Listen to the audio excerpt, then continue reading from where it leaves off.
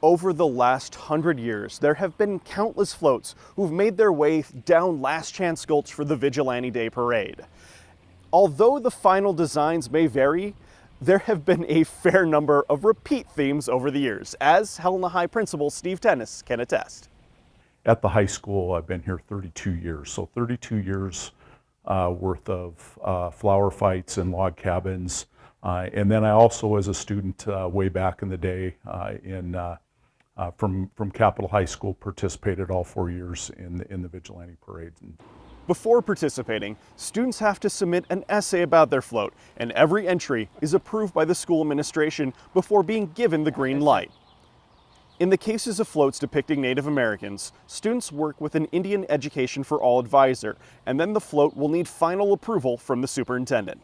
We have the categories, we have things, and anything outside of the category has to have special approval from us, or in some cases from the superintendent. So, but the kids are welcome to do their own research, and that's what we're hoping is they look into the history of this historic place. So, in an effort to breathe some fresh life into a century-old tradition, the journalism students of Helena High worked with the Montana Historical Society and conducted their own research to find new themes that hadn't been done.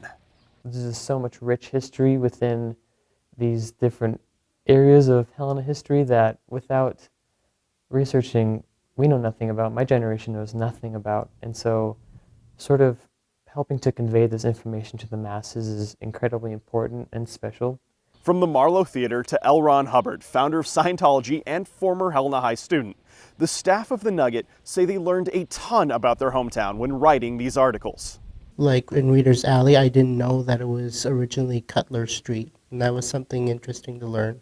Or just generally how the Chinese have influenced a lot of culture and architecture here in Helena and all over the state.